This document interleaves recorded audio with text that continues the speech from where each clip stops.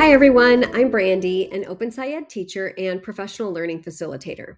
Welcome to OpenSciEd Chemistry, Unit 3, Lesson 6.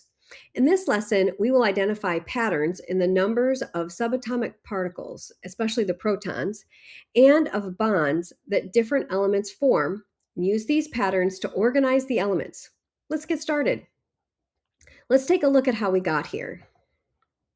So during Lesson 5, we figured out that spectra analysis helps the scientists to determine the presence of specific elements and molecules in the atmospheres, soils, or ice of objects on Earth or in space.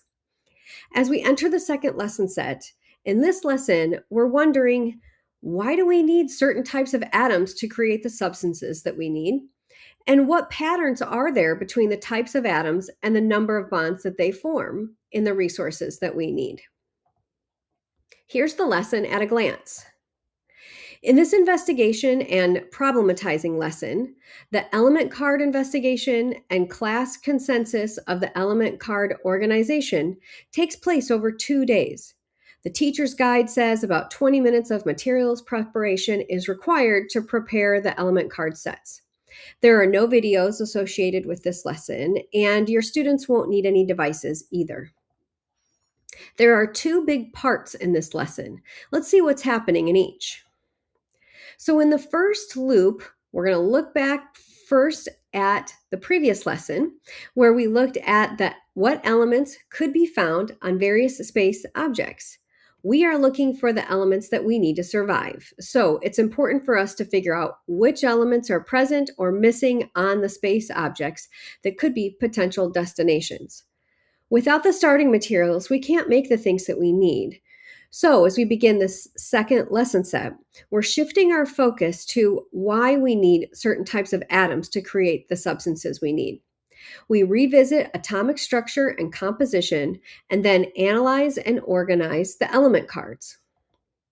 We figure out that elements have varying numbers of protons, electrons, and neutrons, which correspond to changes in typical mass and atomic number. We wonder if we usually see atoms by themselves or with other atoms. This might help clarify our models. In the second loop, we identify the numbers of bonds formed by the elements and then reorganize the element cards based on this new bond information. Students share with other groups how they chose to arrange the element cards. We discuss similarities and differences in organization of our models, and then we work together in a scientist circle to co-construct an element arrangement using the numbers of bonds or charges and identify patterns in the element card organization. We figure out that each element forms a specific number of bonds or charges when it combines with other elements. We figure out that the elements are arranged on a table on their repeating properties, numbers of bonds or charges formed, reactivity, composition, etc. We also figure out that patterns in the elements, bonds, or charges repeat, while the atomic mass and the number of protons increase across the rows. We compare the number of electrons in carbon to the number of bonds that it forms, and we notice that the numbers don't match. We wonder where the missing electrons went. So we figured out that each element forms a predictable number of bonds or charges, and these properties are used to organize elements on the periodic table. The periodic table organizes elements by repeating patterns in bonding and reactivity, with the atomic number and mass increasing across rows. And now for a few key moments. So we've got a key moment in part 4. Each group of 3 to 4 students will have a set of element cards, kind of like the ones that are shown here. They will analyze the information on the cards and consider which data might be helpful to organize the cards in some way. You'll want to ask them questions like, what piece of information on the cards are you considering most important? Why? What evidence on the cards is informing this decision? And is your group using a specific pattern to identify similar elements? These questions are important to get the students to make their thinking visible for each other and for you. It was really interesting to see the variety of ways that students chose to organize their element cards in my classroom. As I recall, I don't think I had any tables that arranged them exactly the same way. Each group had their own justification for why they had arranged the cards the way they did. And now in part 6, after we do our initial card sort, we agree that it might be useful to try sorting by the number of bonds. This brings us to part 6, where we support groups in identifying the patterns in the number of bonds and the charges the elements make with other elements. You'll ask the students to look at one element at a time as they examine the different compounds on the compound representation handout. Two examples are shown here on the bottom left of this slide. As the students share the patterns they identified in the number of bonds for each element, make a public record of these on a piece of chart paper titled Numbers of Bonds, Charges Formed by Elements, like the sample that's shown here on the top of the slide. Once the table is complete, ask the students to add the number of bonds or charges to the dotted box on each of their element cards.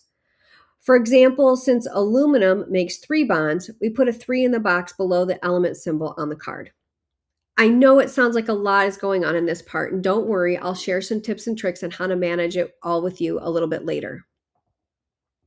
In part 7, the groups will have a chance to reorganize their element cards and share their element tool organization in part 9, noting the similarities and the differences which are discussed in part 10. And this brings us to part 11. Consensus is key as you guide your students to co-construct a class consensus element tool or an agreed upon arrangement of the element cards. Allow the students to take the lead as they propose the arrangement of the cards, but make sure that you frame the conversation so that the students know that you're looking for agreement across the class as they share their ideas with each other. Finally, a key moment in part 12 is when you'll be leading the building understandings discussion to solidify the evidence that the students use to identify the patterns in their element card organization. After the discussion, you'll guide the students to define periodicity to describe the patterns that they have identified. So where do we go from here?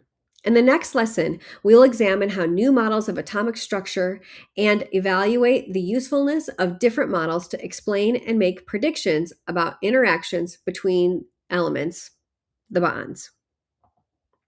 And now for a few tips and tricks. In part 4, if you have a materials kit, these element cards may already come pre-printed for you. And if so, you may want to laminate the cards. Later, when it's time to write on the cards, you'll want to provide dry erase pens for your students. If you don't have pre-printed cards, you might consider printing them on colored paper. I printed them on different colors for each group so that they could keep them separate and not accidentally end up with duplicate cards in their decks. Later in part 6, when your students will be writing on the cards, you'll have a new set for each group. There is a lot going on in part 6, so let me break it down into smaller parts for you. First, if you have the opportunity to print the reference compound representations in color, go ahead and do that group.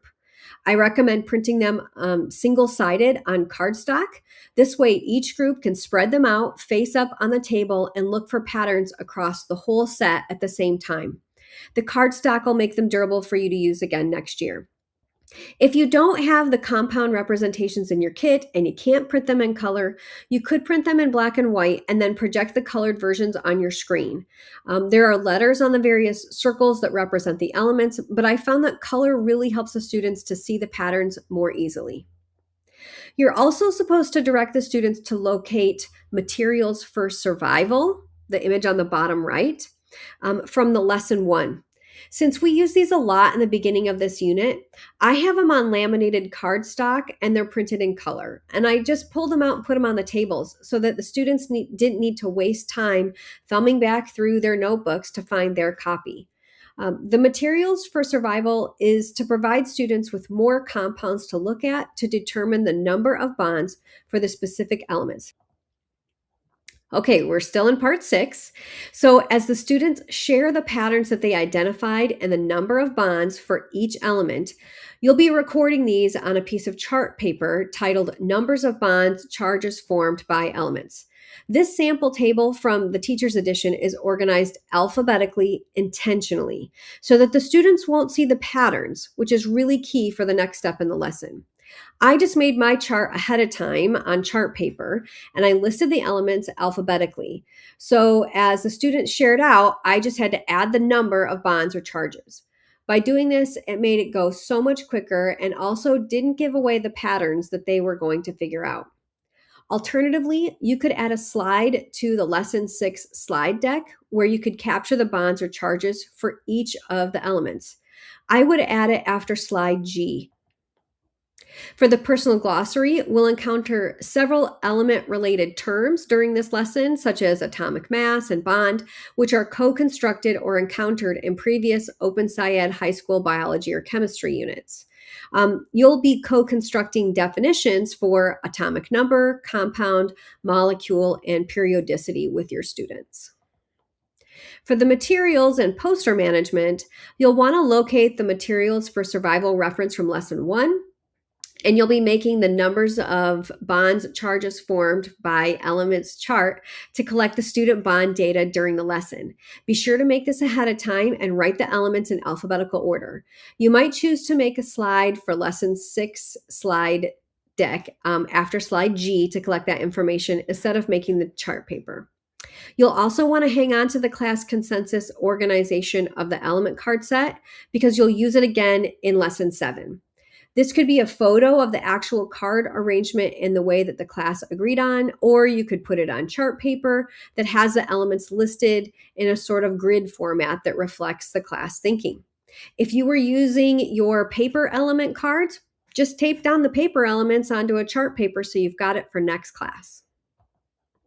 So to recap, in this lesson, we identified patterns in the numbers of subatomic particles and the bonds so that different elements form and use these patterns to organize the elements. Up next in lesson 7, we'll examine the new models of the atomic structure and evaluate the usefulness of different models to explain and make predictions about interactions between elements. Good luck and have fun.